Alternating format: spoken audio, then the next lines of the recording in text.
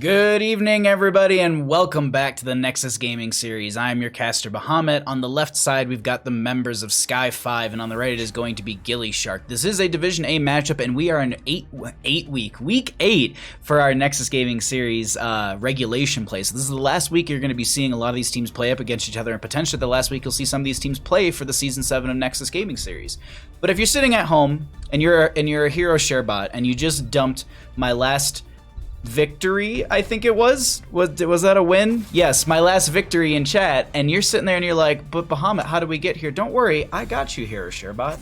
The home team this evening is going to be Sky5, and they lost the coin flip. In a turn of events, gillyShark has won a coin flip in a sense. It's win by default, which I guess is the best way to win something, so they're going to go ahead and choose map pick as the priority. Battlefield of Eternity and Braxis Holdout were banned out by them. Sky5 decided that Towers of Doom and Sky Temple are not maps they want to be going up against gillyShark, and gillyShark has decided to say, hey, we have a lot of prowess and we have a lot of great plays that happen on Cursed Hollow, so we're going to go ahead and take our opposing team there for our first map. So let's go ahead and jump back into our draft and just get a look and see what we're going to be seeing ban-wise. We do see the Samuro being banned out as well as the Zeratul. Some priority on to at least Stark from gillyShark. That is definitely a hero that they do, well, both those heroes they do enjoy playing quite a bit, and this is going to be an Ana and a Jaina, so getting rid of that nano boost potential and that really big burst that that duo brings to the table. Sorry, he's been like stomping around over there, and I was trying to figure out what it was, and I think he's just trying to get comfy. But either way, thank you also for coming by, everybody. Real Assad, thank you for stopping by. Kage, how are you doing, my friend? Ektar as well. And Ryokai and Mikey, how are all of you doing this evening? Thank you for coming by and checking out this Division A matchup. This is not the only best of 3 that we have either. This is going to be the first of 2. We have a Division B East matchup after this one, which is going to be Winston Churchill Manatees versus Heroes of the United States. That'll be definitely a great matchup between those two teams. Hopefully, and maybe even potentially going into a Game 3 on that one. Like, if I'm not mistaken, those are 2 of the top teams in the Division B East. We'll see. We do have our draft unfolding, so let's jump back into this. We have a first pick priority on that Sylvanas for the members of Sky5, and then Akira to be jumping in here as well. Dahaka and Junkrat were picked up on the right-hand side, so they're going to have that global pressure as well as the poke around these Cursed Hollow points, or these tributes, if you will. Kira, Sylvanas, they could go for their support right now and lock that in. They're going to go ahead and grab the Stukov right there, just get that in front. I wouldn't say in front, but it's a strong hero, and he can be a little front-liney in the sense that he does hit like a bus, so if you have some members that are getting a little bit low, he can step further forward and help out the friendly team. Granted, his auto attacks come once every fortnight or so, so it's going to be a little bit between those autos. We do get into our second ban phase of the game here, and let's see what they need to get rid of. They don't have a main tank or a solo lane per se, so they're going to get rid of that variant who kind of flexes in a little bit of that roll back and forth, and that's not something they want to deal with either. A point-and-click stun is something that gillyShark is not wanting for this game number 1, and we'll see what that reasoning might be, or even the Colossal Smash. Both of those are great talents for that variant right there. Div Beast, yeah. Ramadi, how's it going, bud? Thank you for coming by. Him, he has a name. I try and keep everything generic. Oh, are you saying Bandit? Sorry, okay. I thought I referred to Stark as him earlier as well. And so I was just like, yeah, I know, but okay. You meant Bandit. Thanks for coming by, bud. I hope you're having a great one. Let's see, we do have the Dahaka Junkrat already, so they still need a main tank, they still need a solo, well no, excuse me, they need more damage, as well as the main tank and a support, so that will be the Joanna. Do they follow up with a stun with a Tyrande? No, they're actually going to go for Uther here. So is this going to be, what are they going to Divine Shield? Or are they going Divine Storm for a Wombo? Is this going to be something like a Genji in the backline with, I don't know, maybe? I don't know how I feel about Genji. It's a possibility. Main tank and solo lane need to be coming out here on the side of Sky5. They need something for that Dahaka. Maybe they answer with a global. Maybe they grab Falstead. For the main tank, something like a Diablo might work out for them. They're going to go for the ETC, going to be having a little bit more crowd control with that. And it seems like the Sylvanas will be the... well, I guess Kira does fall into that solo lane position. I'm still getting used to where she kind of sits in a lot of these games, because I've seen her played within a 4-member group in the solo lane, but this is going to be Kael'thas rounding out the draft over there. Now, they still have one more pick on the side of gillyShark. Let's see what they get here to finish out their draft on their end. I would say that they need a little bit more damage. Something like a Hanzo wouldn't be horrible. Genji's also an option. Maiev is great as well. Some sort of dive, some bursts, something to kind of pair into that Dahaka a little bit. They're going to go for the Thrall, though. Okay. more sustained damage. They're going to be able to have more of a front line as well, and to be able to then walk in with that Joanna, Dahaka, and that Thrall. Uther kind of steps up as well, and then Junkrat's able to be protected by one of those members maybe backing off and saying, you know, oh, you're stepping up to my Thrall, I've got a Frostwolf for you, you're going to get locked down in that route, and then he can use the Concussion Mine to separate between those two players, or they just turn and say, we get the kill, it's ours now. Regardless, very, very good. Very good. Drafting Uther in a healer role, I am surprised as well, Kage, I'm not gonna lie. The man with the kappa, how are you doing, friend? Thanks for coming by. Welcome, everyone. Thanks for checking out the games. We're getting into game number 1 of our first best of 3 series of the night. And yeah, I'm super pumped about it. If we've got time in between our 2 games, we've got a bark box sitting right over there that we're gonna open up. But that's just if we have enough time in between the games, because it takes like roughly 10 minutes to do all that. That tea is way too hot to even drink, so we got water at least.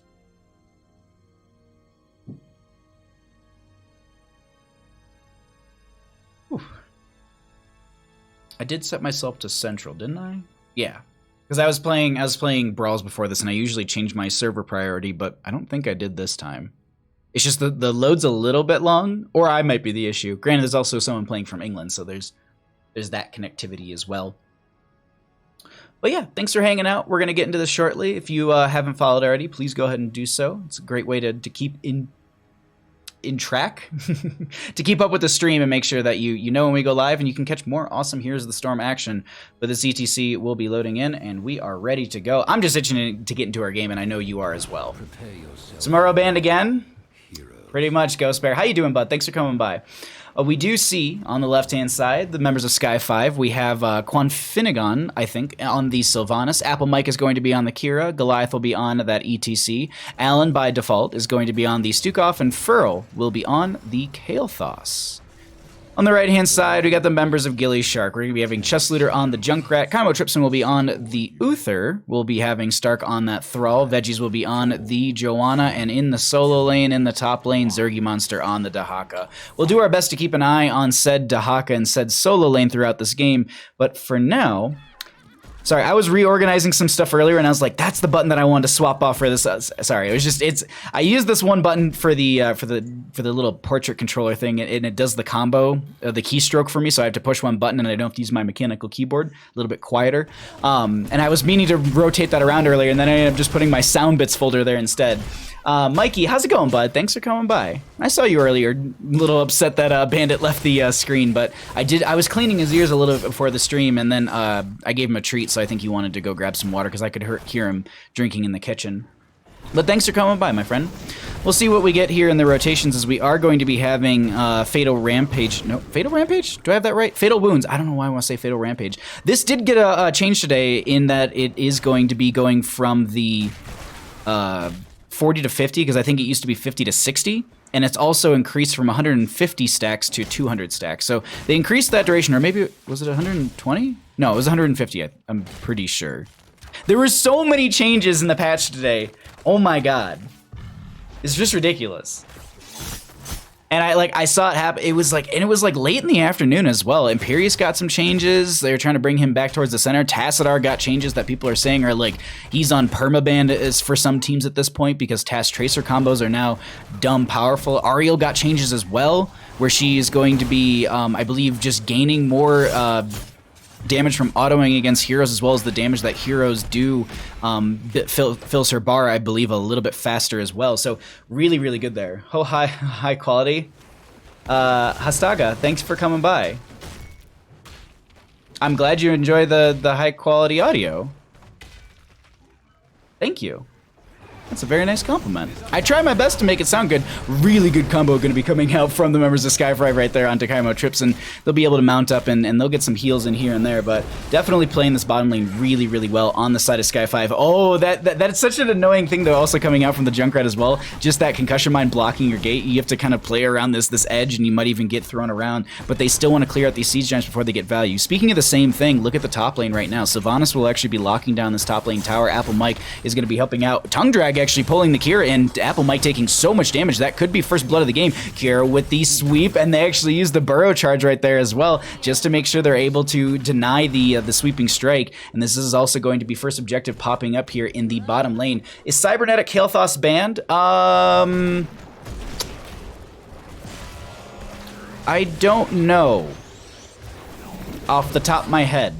I think you might be right. I saw it earlier and I was like, when we were loading into the game, and I was like, oh, I think that's the band skinned. No, I think you're right, because I always confuse it for the steampunk one. The cybernetic is banned out. Sky Temple is the worst map for it, but it is on the teams at this point to pretty much make that call. I'm not going to stop a fight right now, as we are going to be seeing Uther going down at the beginning of this objective phase, and that's a little rough for gillyShark. They're not going to be able to really play around this. They also have that ETC zoning right there, so if anyone tried to step forward. Chest Looter, though, this entire time is getting all of these grenades out, and they also did go for Taste for Explosion, so this is going to be slowly building those stacks. Unfortunately, wow, Frill with it. Oh my god. Frill with this on this Kael'thas right now. Let's go ahead and cycle through some of the other numbers and get an idea of what those look like. We're approaching those 7s, and we'll get an idea. We'll see what those look like after we get through all these stats, because I'm curious to see what they're putting out. Wow, really? Kael'thas I thought had way more burst in this early game, but Kira still putting out double the amount from Kael'thas roughly at the start of this game. And in the opposing side, that Junkrat's doing quite a bit of damage. Thrall matching the Kael'thas so far. Kira, still, I gotta say, like, that level 4 talent, and I didn't check to see if she took it, but the one where you actually get 10 armor per auto against an enemy hero and it stacks a total of 30, I was expecting that to get changed. I was really expecting that to get changed, but it didn't. No, so Cybernetic Kael'thas, sorry, I'm like jumping around on chat a little bit. Yo, Arrow, how's it going, bud? Thanks for coming by. Thanks for the support. It's up to the teams, obviously, but it's not map specific. Like the entire Nexus Gaming series has a list of skins that are banned out that you can't use regardless of what map it is. At this point, it's up to the team. Seems like gillyShark doesn't really care to call it out. Some teams honestly don't care enough, or it's as chat was saying, Sky Temple's the worst map for it. It is difficult to see some of the animations on any map, but it doesn't seem like it's an issue for them. Let's actually jump over to the Gillyweed. Gillyweed. I want to watch Harry Potter now. But that's going to be gillyShark right now. Vision, we're going to be seeing them try to go ahead and grab this objective. Cleanse does come out into Chest Looter. Sweep comes out from Apple Mike as well. Goliath is doing a great job of just anchoring for the team, but they need to work their way out as they are getting a little bit low here. That is going to be Kael'thas throwing a lot of great damage around. Veggie so very low. Will they be able to survive? Unfortunately not. First blood of this engagement is going over in favor for Sky5, and they find a second one in that Uther. 2 kills. As the mid lane camp is going to be getting some pressure here, but it will be cleared out before we see it get any value into the front gate. She didn't go for that 4 talent that I was talking about, but we'll highlight that after the game, because I'm curious what chat has to think about that. I don't know what the name of the talent off the top of my head, but I saw it last night twice, and I was like, how is this a thing? Like, that's so much armor so early. And then I actually watched the Carbot episode of her while I was eating dinner tonight, and then she just said, like, the Carbot episode is just, it's so spot on. Like, everyone's throwing all of the damage, and she's just sitting there swinging and smiling. I love it so much. Deckard OP now? I don't know. I was seeing a lot of, like, task combos are going to be just a nuisance for some players. Zergy Monster still in this top lane. 10 talent tier in favor for the members of Sky5. They've got about a quarter level, maybe even an eighth of a level to go before they can reach that. Granted, they also have this Dahaka who does have the brush stock, so they can utilize that right there. Chest Looter going to be throwing the concussion mine into the bush right there, scouting out Goliath, but they get their 10s right now as well.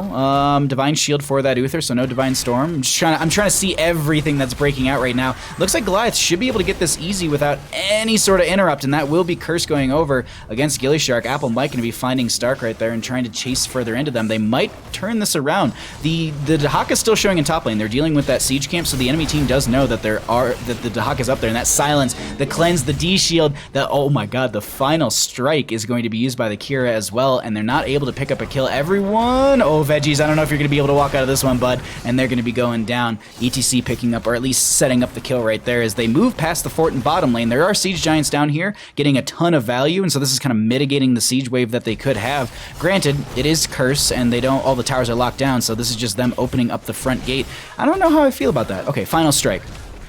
I keep thinking of, like, what a good concussion grenade. But can she get out? Okay, she can get out.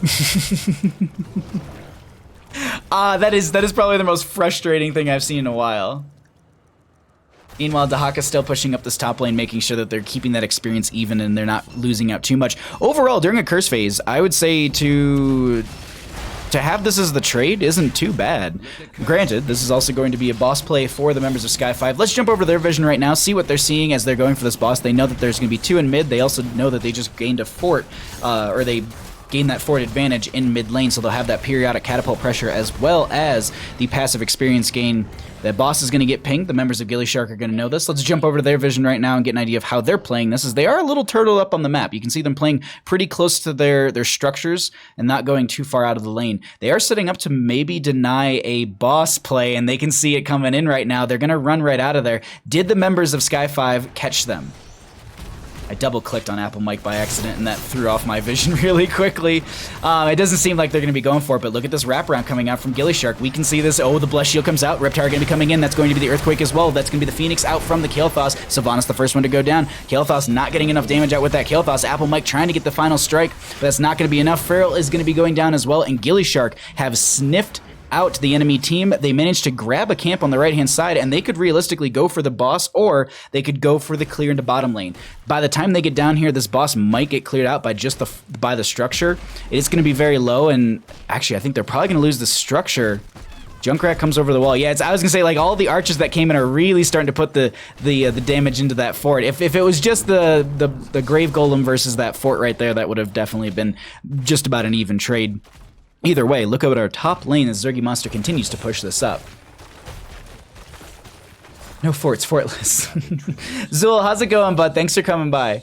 Kira took upstage, damaging at least 2 heroes to cause Kira evade the next... Oh, sorry, I've probably missed a little bit of chat if someone was asking me a question about talents. My apologies.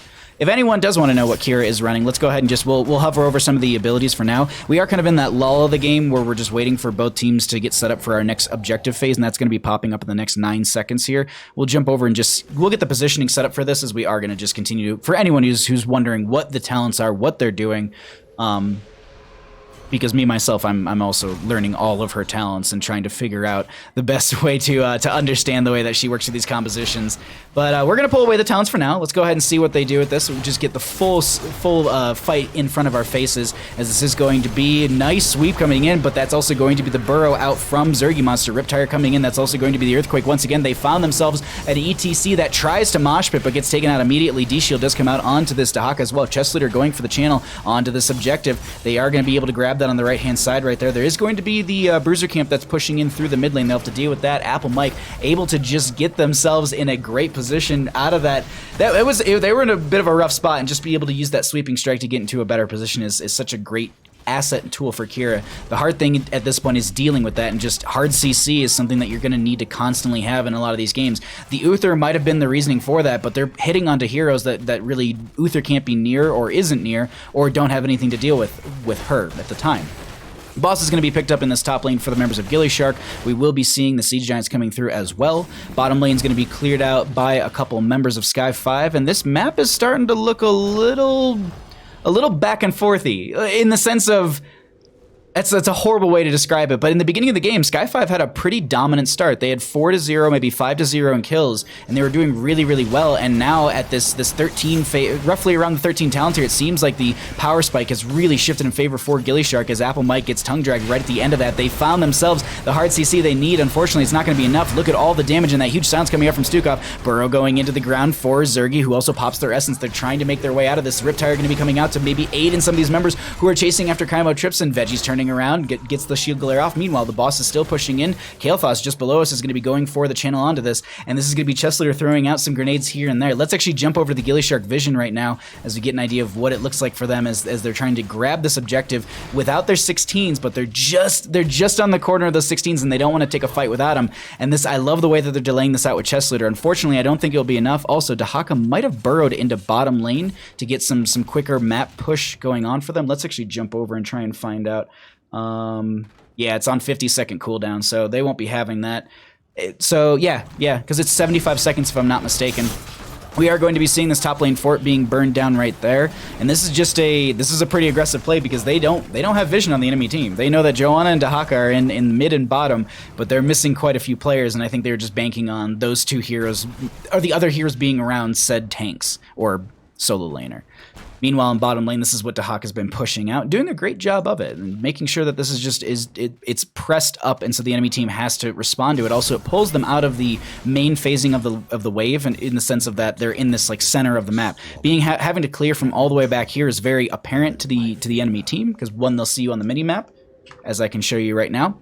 You can see all this stacking up in bottom lane. So if they can see the Sylvanas there, they see the Kael'thas and the Stukov, the Kira coming through, and now you can see their positioning stepping further forward. You're going to have Zergy Monster anchoring. Veggies is going to be anchoring further forward. Chest Looter is going to be out there as well. Looks like they want to maybe even take a fight coming out of this. Not even going for the objective. Let's go ahead and see what happens here as Riptire is going to be coming out as well. Apple Mike is going to get one sweep around. Do they have anything else? I think they're looking for this Earthquake from the Thrall. Unfortunately, it's not there. They just turn around and say, Kira, we're going to get you. Riptire is still going. Thrall is trying to do something with it. They throw the Riptire out just to get the damage before it goes down from Timer, and that will be Chest Looter jumping over to the right-hand side, and they'll be able to grab this objective. Meanwhile, a small fight is starting to break out over by the boss, doing a great job of just zoning them off of this on the side of Sky5. gillyShark is pressing up, and while they don't have any sort of talent tier advantage, they do have the Kira down for 17 seconds, so playing into this is a little bit risky. They've got a great amount of AoE damage and an AoE control. Sweeping or flailing swipe from that Stukov is a possibility just to force them off this point. But look at the ground right now. Chest Looter did throw that concussion mine onto the point as well, so they do have that if they try and step further forward. Veggies and Kaimo Tripson are going to be body blocking, so that way no one can step up onto this point. They also threw out the Wailing Arrow. ETC having a bit of a fit right there. I don't know what they were doing, but that is also going to be Stark finishing at the Echo of Elements. Kira's broken confirmed.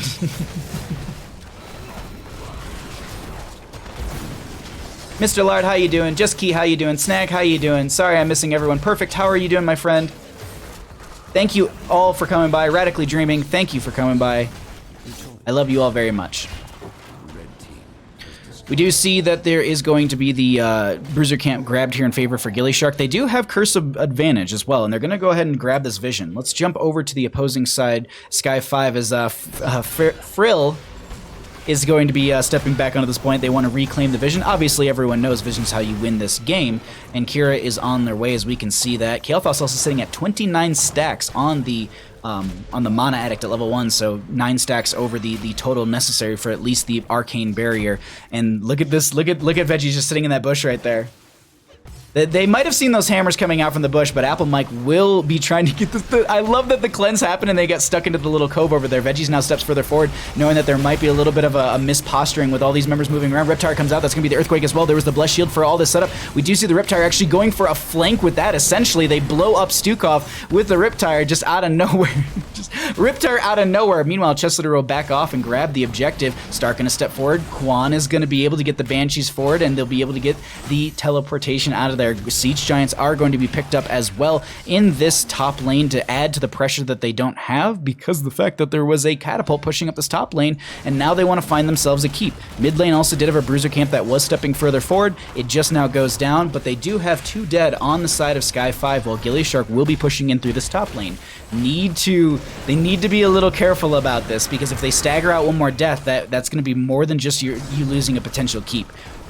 And I think they respect this on the side of gillyShark, and they're going to back right out of here. They're going to move into mid lane, try and at least take out that fort, even out the structure, so that way there's at least catapults versus catapults in all these lanes. But I think it's a little risky, so they'll just back off and go for the boss. They get a little bit of damage and open up this top lane keep front gate. Hi Bandit, what's up? But they'll grab boss, and that's going to be able to push further up. This is typically what a lot of teams say not to do, but in their current position, and the way that Kira is so strong in a lot of these team fights, I think it's a lot of respect in that sense. Granted, I will note this, that the Kira damage has been dwarfed by the Kael'thas at this point. I mean, we can look at those differences right there. It's less than 20,000 between those two teams, or those two players. And Junkrat putting out a substantial amount themselves. Joanna's almost as much as Kira.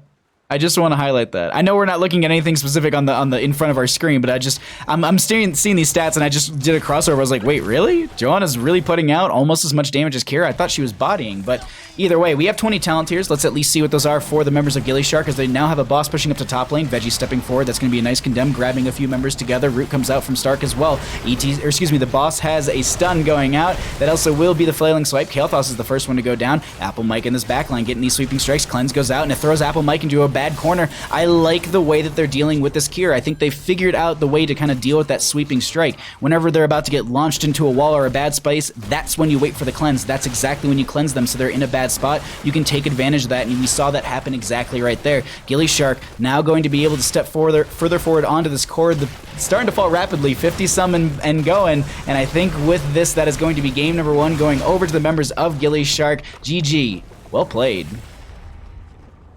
Just the private dance for Dahaka right at the end.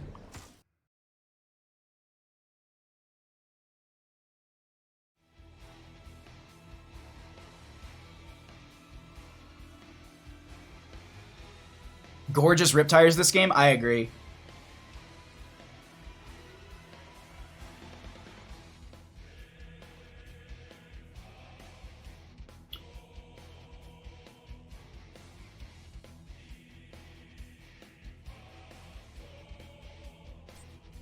Oh, did I call that wrong earlier?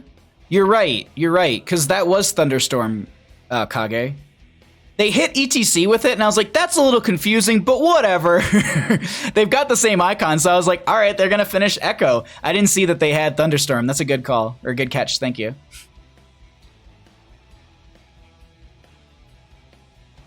And anyone who's wondering what the Kira... Revolving Sweep. I think I keep calling it the wrong name then. Revolving Sweep cooldown recharges 150% faster while Kira is swinging around her target. She also gains 50 spell armor for 2 seconds after reactivation impact. That's the swinging life away talent. It's cut off right there, so just at least if you're curious what the Kira talents were in that game. Well, at least highlight this one because I didn't get to show this one at least. What I should be doing at this time is asking the teams what they want to do for the next map. But we'll go ahead and throw it back to the stats, and I'll do exactly that. Never mind, they're going to be awesome and just tell me exactly what they want. I just love these teams. Just Nexus Gaming Series teams just do it right. They know what's up. We're gonna have to fix that bandit cam in just a second here. Let me get lobby going. Let me update the team scores, and then we will update that camera because it's a little too far away. Let's get invite you, and let's get invite to you. Pick observer set to ref, tournament, no match history, team 2. And then last but not least, let's make sure we update this information. Where is this, that? All right, we'll get everybody in here. And let's fix this camera in the meantime.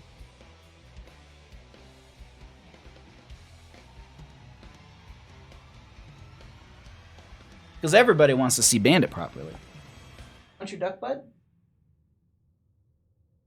Want your controller? Just fake gamer boy. These teams are weird? Yeah, you know, I haven't had an opportunity to swap everyone back over. Make observer. I apparently made them ref by accident.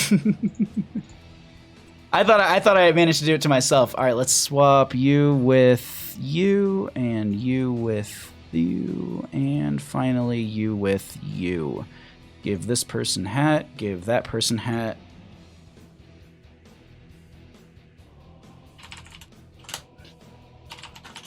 All right. They were like, we were so excited to play with you because I accidentally put one of the players as the one of the observers by accident. And my friend just messaged me because he started tattooing back home, and so I always say like, hey, come visit, like come out here and tattoo, like do a guest spot at one of the shops out here. And he just sent me a message. I'm like, okay, that's only one of the teams saying that they're ready just so far. Bandit face, best fake gamer. Judy, how's it going, friend? Good evening. How's the most glorious beard and the most adorable dog doing today? I'm doing great, Judy. How are you doing, my friend? All right.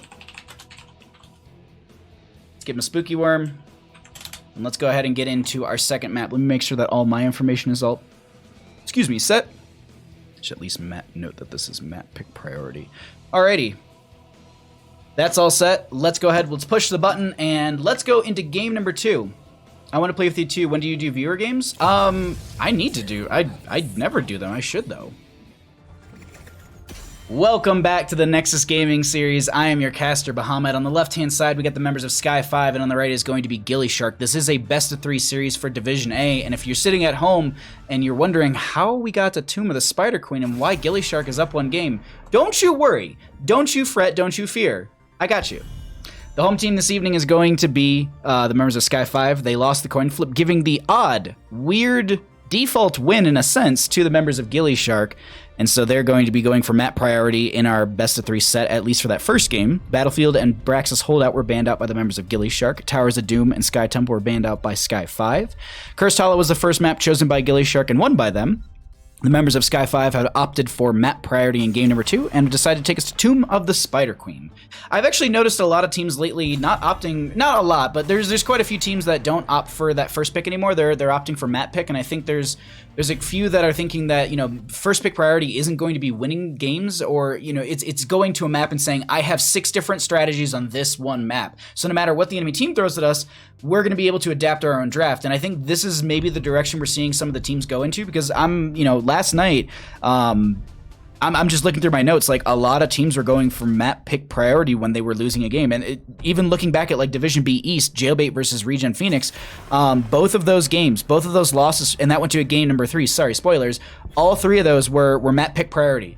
No first pick priority for the losing team, which is odd. It's just not something that I've seen till recently. It was always just like, oh, we lose, we want first pick. But regardless, let's get into our draft here. And Bandit viewers OP, yeah. Kaimo won the coin flip? In a sense, yeah, he won by default.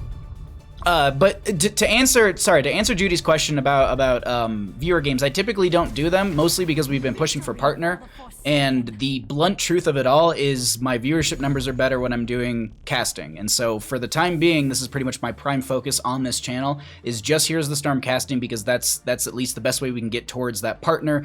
Which the most important thing, and I keep telling everyone, they're just like, really, that's what you want the most? Transcoding. There's so many people that I know who have come into chat and they're like, sorry, I can't watch today.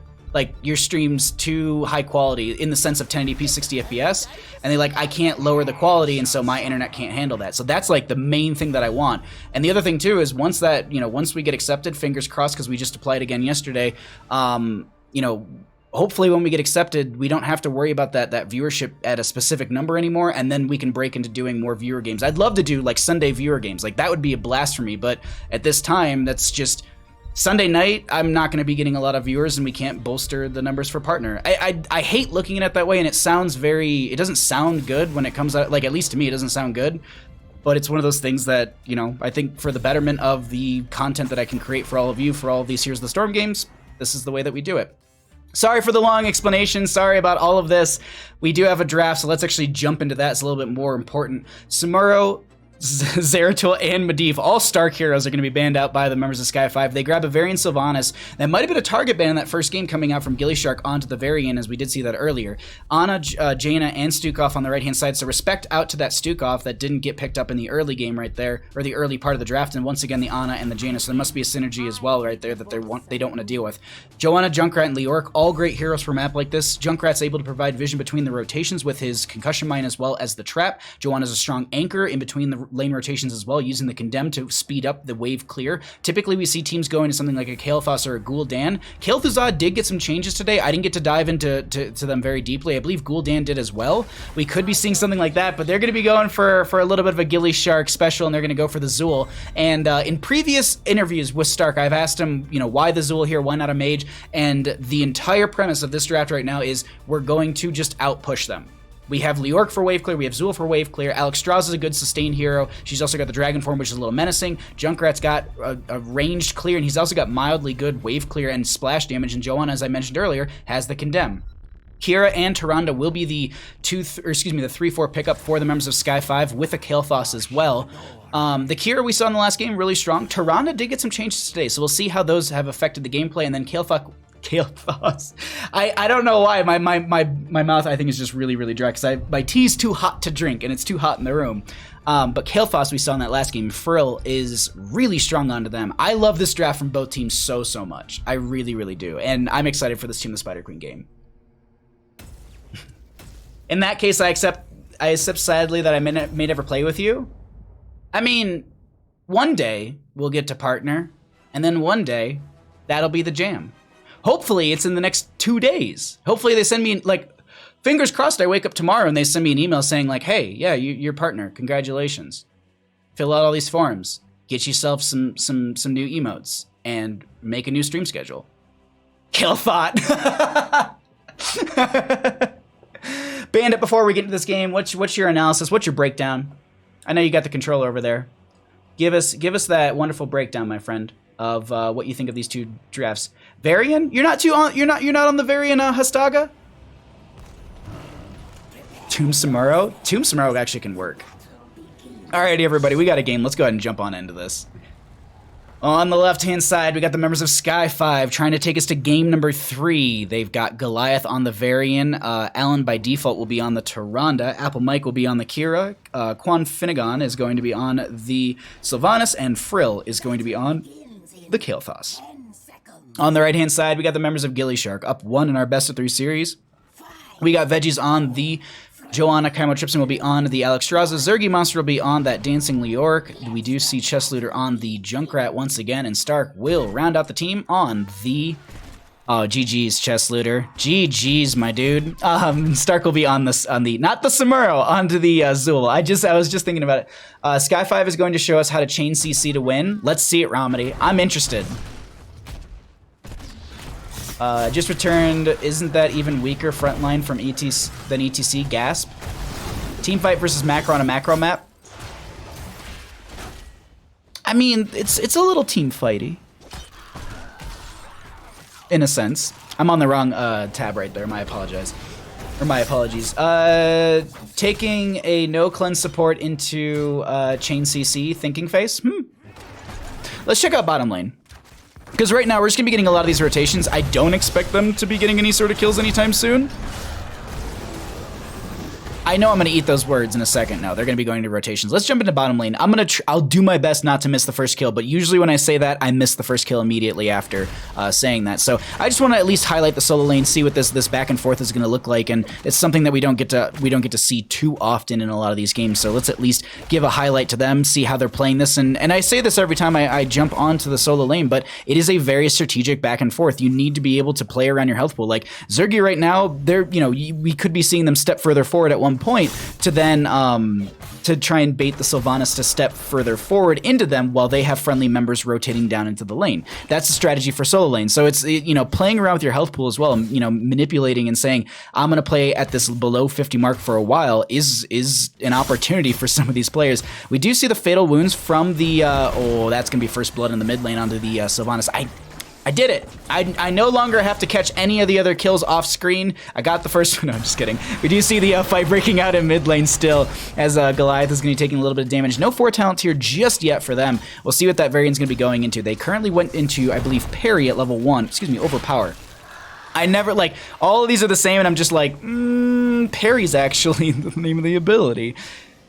Turnin is going to be coming in for gillyShark, but they're still going to be shy just about 20 gems for now, or a little bit less than that. But a couple rotations will be able to solve that. Yo, Jinxie Cat, thank you so much for subscribing. Thank you for your tier 2 subscription. I will resend your alert when we get out of this game. I hope you're having a wonderful day at work. Also, shout out to Jinxie Cat. She is working her way to affiliate. Definitely a fun streamer to watch, and she's been doing some afternoon streams for a couple hours. So I highly recommend you check her out and give her a follow as we do see Varian diving in. This is going to be a Twin Blades Varian going for the kill into Chess Looter. The healing circle from Kaimo Tripson might be enough. They have the concussion mine out of there. That is a twin... No, Scary. I'm sorry. I thought I saw Twin Blades Varian, him diving in. That's going to be taunt. Okay. I thought there was a Tyrande Lunar Flare, and I swore to God I saw 2 blades just smacking into Chess Looter. I got so excited, but unfortunately, I got juked. I didn't read the talents in time. Also, it wouldn't have made sense for there to be a cooldown reduction onto Twin Blades. That was my first moment of realization that I had messed up. Solo Sylv? Sylv solo? I don't think they are. Sky5 Super Draft, Thinky Face. How you doing, Cat Peach? Thanks for coming by, friend. I hope you're having a great night. Taunt goes out. That's good. Oh my God. Ramadi in here talking about chain CC, and we're witnessing it right in front of us. There is not enough healing in the world from Kaimo Tripson onto that one to be able to save them. We do see the Etern availability coming out for the members of Sky5, and Chess Looter being the Junkrat that he is, we'll be able to cycle through some of that ammunition. And Friller the entire time has just been doing kind of a walk around this turn and just trying to be able to get the angle just right. They do get those 10 gems turned in. They need only 5 more. Apple Mike will be the one for those. And let's actually get the vision for Sky5 as they are going to be setting up for the first Web Weaver phase in their favor. We can see that Leoric is going to be in the bottom lane. We also do see that mid lane is going to be, there was I think a chest looter right there, and then there was someone that popped up in top. It might have been Veggies. Oh no, Veggies is showing right there. Chest looter might have been showing in top lane as they do come down here to help out the friendly team. They've also got a Bruiser Camp pushing in, which will force back the wave a little bit. They also do have that spell armor while the mage is active. It did go down, so you do see that little 20 disappearing. And so this, at least we just jump back over to this really quickly and just show you the difference in what the vision looks like when we don't have this controller on. They are going to be rotating into top lane. They want to try and prioritize this, as this is going to be where the boss comes through. And Arrow, thank you so much for gifting. Wait. Oh, thank you for gifting a sub to Rio Kai. Sorry, it looked, the way that it read through to me is that it gifted a sub to yourself. Also, thank you for resubscribing with your tier 1 subscription. Thank you so much, everyone, for all the support this evening. And also, Rio Kai, enjoy your Asmopog, your finger guns, and your gilded beard. Thanks for coming by, everybody, and thanks for all the support. I really, really love you all. You're the best. I'm on mobile, so I'll be about 30 seconds behind. You should be about 30 seconds behind. Or are you going to say 30 seconds on top of the 30 seconds of the delay? Okay. Clear coming out from the gillySharks as they'll continue to rotate into these lanes and just at least try and push up their experience further and get to that 10 talent tier as quickly as possible. Let's actually cycle through some of those numbers. We've taken a peek at talents for quite some time. Chest looter, oh, there's a taunt coming out from Varian. Blind's going to be going out from the Joanna. They're doing a decent job of mitigating the damage coming out from them as Veggie steps forward, using that Condemn to disrupt a little bit. They've got the turn availability on the side of gillyShark, and with 58 gems in the bank and rising, with the Web Weaver turn-in that they could potentially get, that would definitely be back-to-back potential by the time they go through that phase and they push out the waves, so long as they're grabbing some of those gems in the waves. Frill going to be coming down here into Zergy Monster. They want to try and take out this Leoric, who does have 28 gems, but unfortunately, Leoric got a bit of a buff today, and the patch notes for him were just so good. Like, the developer comments were just so good. It was essentially along the lines of, too many people have gotten away from Leoric's grasp. It's time to change that, essentially. And they gave him a buff to his health regeneration, to his overall health pool, and then we saw some changes into a couple abilities that I do not remember off the top of my head. Just the notable things are going to be the significant amount of health regeneration that he got, as well as the health pool that went up. I believe Kira did get health regeneration nerf. I think it went down by like 0.3 or something, and she got a significant health reduction as well. Like, her health pool is a lot lower in this game. Let's actually, can we jump onto her and see what it looks like as we're getting into... So we're 9 level, and she's got 2,777 health. Let's look at the opposing side, Assassin, essentially, just to try and... you know, Junkrat's got 2,000, so they are still sitting pretty healthy in that pool-wise. Also, they're going to be a level ahead, so that is going to be a little bit more health over the enemy side, but that is also going to be that Riptar coming out, as I think I missed the majority of it looking at health pools, but we do see Red Web Weavers coming out in favor for the members of gillyShark. See if they're going to be able to push into this. 30 seconds behind the 30 seconds. Oh my god, too many. Also, I love that Moist. I need to talk to Weenus about that emote.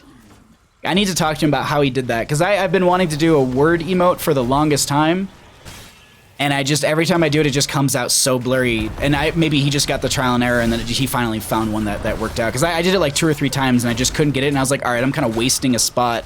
I'd rather have something that people would rather use than anything else, so... Let's put more finger guns in there. And that's what I did. I just put finger guns left and right. Alex Strauza will be able to finish the Abundance at level 1, going to be popping that Dragon Queen form as well as they work their way into this mid lane. Frill is going to be taking a significant amount of damage. Blessed Shield comes out into the, just point blank into the Kael'thas, just trying to lock them down so they don't get wave clear, as well as the damage into the enemy, or into the enemy team. That is also going to be the falling star. No, that's not right. I have that. Starfall, there we go. Brain wanted to say it backwards. Coming out from the Tyrande as well, just to zone them back. Final ooh, ouch. Junkrat gonna go down. Do they have the ability to pick up the gems? Yeah, they should be able to grab all of those. And Web Weaver phase is gonna be ending, and as I said, look at the gem turn-in potential. Granted, during all that time, they were able to pick up quite a few themselves on the side. Oh, this is just gonna be a race for turn-in. I think gillyShark should have this. Red Web Weavers are descending. They just barely get it in time, and so it's going to be back-to-back Weavers in favor for the members of gillyShark. The Junkrat is going to be back up at this time. It's going to be 11 to 12 rough. There we go, 11 to 12 in levels, but they're not too far behind on the side of Sky5.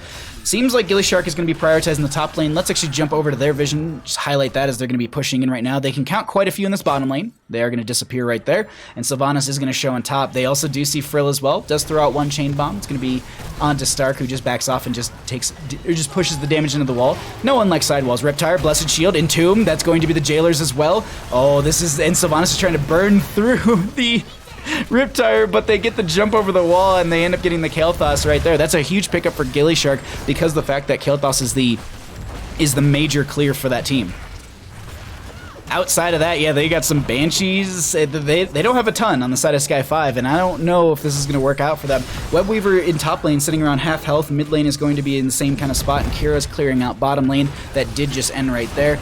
Let's go ahead and let's jump onto... There we go. Let's jump onto the vision for Sky5 as they're going for the defense right now. We can see that Kira's hearthing on the map, so they're going to be coming into this top lane. You do see the pings forward as well. The Webweaver will be going down. They get the front gate. A gravity lapse catches the toe of Veggies. Do they go for this? Oh, the Sentinel barely. Chain coming out as well. They turn the... Oh, Zergy Monster was looking for the leech. The mid Webweaver will be going down in just a second, though. Yo, Joseph, how's it going, bud? Thanks for coming by.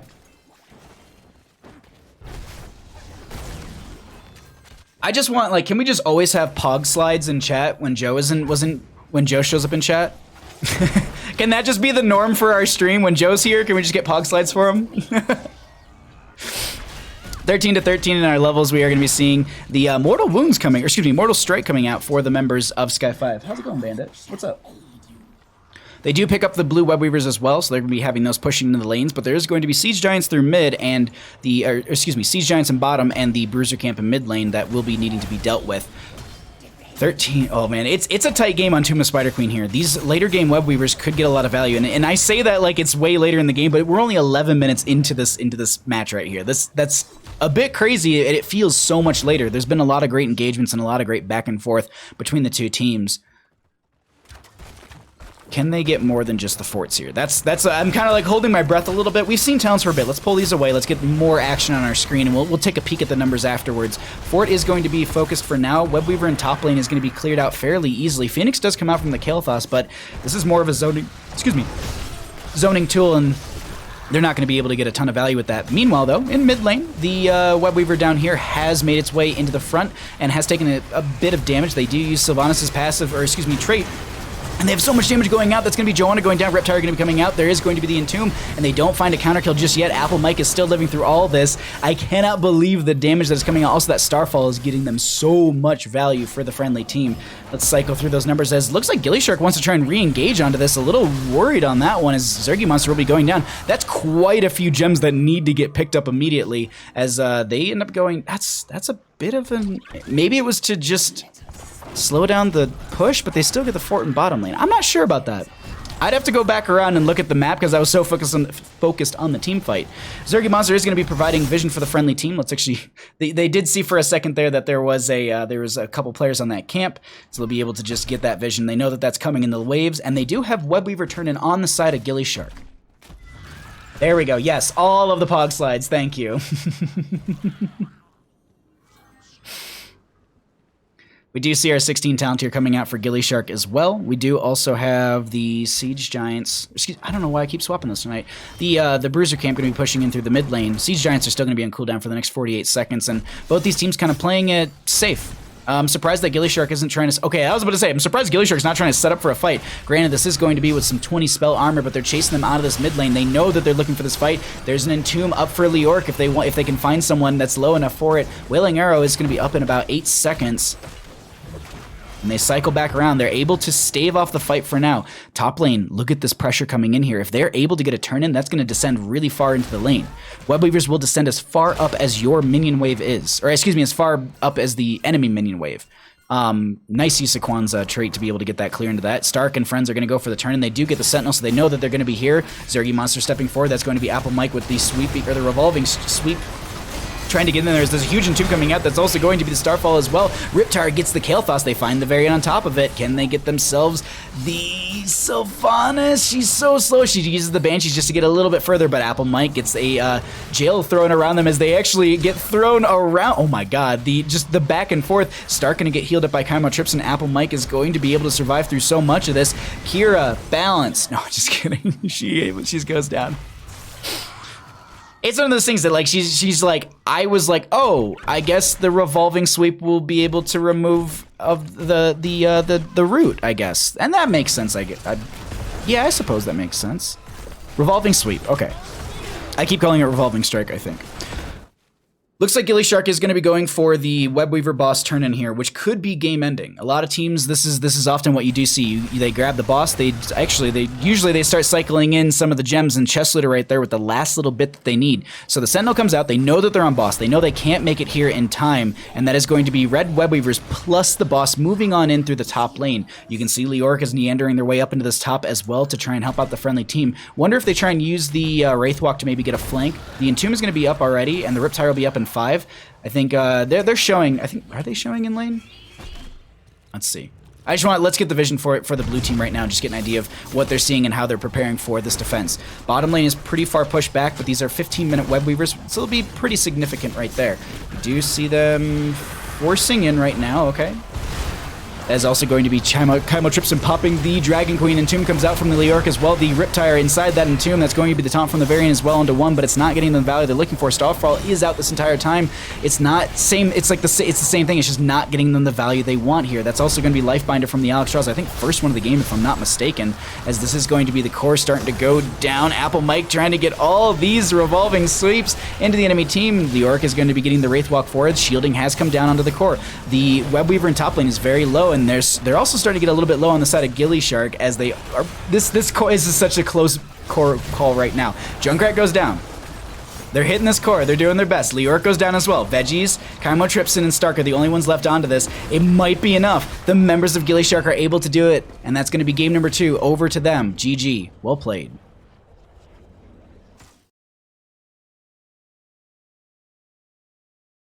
Red Webweavers, dead Medweavers, bed Headweavers. Those Entombs are really good from Zergy. Like, consistently throughout that.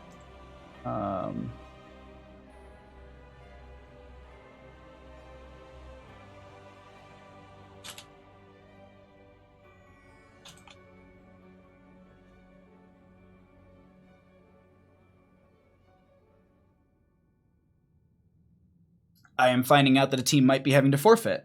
So do we drop their game? And do we try and pick up a 7 o'clock game? Oh, that's a bit of a moment right there. Well, regardless, let's go ahead and get ourselves an interview. We're going to be joined by the one, the only, the Offlane. How are you doing? Congratulations on your 2-0 victory. Hey, welcome. Glad you could make it. I've been waiting 64 years for this interview. Excuse me for being late to the interview. First off, let's talk about these maps. They decided to take you to Cursed Hollow in game number 1, you decided to take them to Cursed Hollow in game number 1. Oh, right, that's true. That's with the big oof. Yeah. Yeah, and so they started to really have some great momentum into your team, and they were starting to win a lot of the fights early game. Was it a specific power fight, or was it just an engagement? I had 2 thoughts at the exact same time. Let me rephrase it. Was it a power spike, or was it that fight over the mid lane bruiser camp right around the 13 talent tier that just changed the momentum?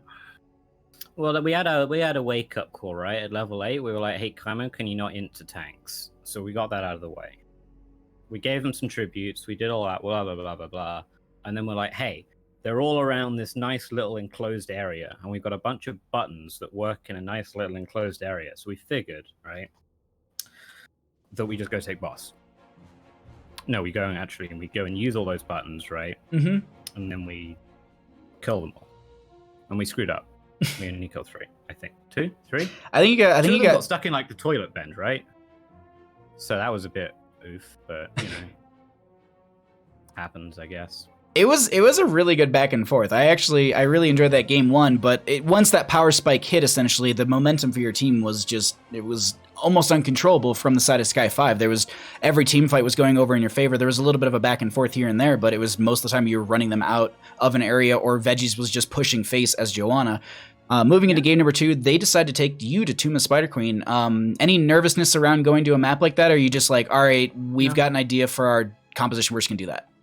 Not really. There are like concepts to this team that are foreign, such as drafting a solo lane and like drafting some decent wave clear.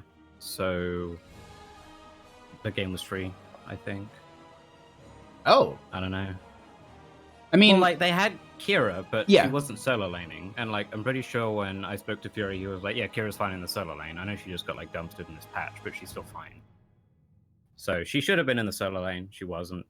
Don't know what the deal there was. And what else did they do? Oh, their Johanna player wasn't here, and then we just first picked it, and then they had Variant, which, I mean, doesn't wave there. I've thought for like a hot second, that first engagement on a chess, I thought that was a Twin Blades variant. For some reason, it looked like they dove in and they were just getting like left and right hand attacks, and I got so excited. I got so excited, and then I looked at the top and I was like, why does Twin Blades have a cooldown? Oh, come on, Bahamut. Oh, no. One job. I had one job. Varian's mistake, right? Is you gotta go Twin Blades. Oh, their mistake. Yes. If you don't go Twin Blades every game, we're never getting Twin Blades buffed to its rightful position as the only heroic. So we gotta keep going Twin Blades every game. Otherwise, like, what are we gonna have to do? Pick Taunt? It's boring. Like, you show up, you kill people. Like, they nerfed High King's Quest too, so you can't even go like Taunt with High King's Quest and like still basically be Twin Blades variant, but like not destroy your entire team with Tilt and Salt from picking, Twin Blades. That's true. God, I remember those days of point click. You had a point. So the answer is just like, yeah, we did great. They banned Samuro. It took them a while to ban Samuro, but overall, I think we endured and we came out on top. It was a really good set. Before I let you go out of here, what are your thoughts on Kira as a release? And I've just been asking teams to get from, just an idea from them. Is it just like, oh, we get CC, we can deal with it? Because it seemed like in game 1, you kind of figured it out. Like, anytime she goes for the revolving sweep, you just cleanse said target when she's in a bad position, and then you just body her. That seemed to be the... yeah. That was great, right? At like level 18, when Kaima was like, oh, look, she's spinning around, I'm going to cleanse them. And then whoever it was got cleansed. And then it was like, Kira's disappeared. Where'd she go? Mm-hmm. And then after a few seconds, we're like, oh, she landed in the little nook thingy. Yeah, and if someone had like managed to get up there, and we could just like body block her. Actually, she's a new hero. She probably just like teleports out to bottom lane or something. Yeah, but she's like, when she was released, my first thought was, I have no interest in this hero because she's not the reason I play Heroes of the Storm. She's a Nexus hero. I'm like, yeah, seems cool. Cool design. Not the heroes on my wish list I'm waiting for. I want my Overmind still. Singular hero designer left. I'm waiting. Ooh. I want them. But like, we played her in like week, I don't know, whenever she was released, and I was like, I guess I'll learn to play her. And we played her for like a day, and I'm like, I don't know what any of these buttons are doing. I'm just picking W build because everyone else is doing it. I'm putting all my buttons on the red team and praying my team dives in with me. And when they did, it worked. Yeah. Right? And that's Kira. And now she got nerfed. So, like, I don't know. I guess she sucks now. But, like, draft point and click CC and cleanse when she does her little helicopter thingy-mabob. And then you just blow her up, right? Yeah, it seems like it. Oh, and she's got Blade Storm, right? She's relevant. I love Blade Storm. That's good. Yeah, I haven't slept since Monday, so I'm ready to go. Well, before I let you get out of here, any shout-outs that you'd like to give? The floor is all yours. Shout out to Gilly for sending me an Arnold Snapchat today. That really energized me for my series. It was a blep. Top-tier content. Shout out to Kage for telling us about one Finnegan's Sylvanas and how they pick some talents and kill people sometimes, and we were like, nice, we'll not let that happen. Shout out to the rest of the team for also playing the game. We probably got some blessed bush traps, so #blessed. Who else? Oh, you and Bandit, all right? Yeah, you're still here. Mm-hmm.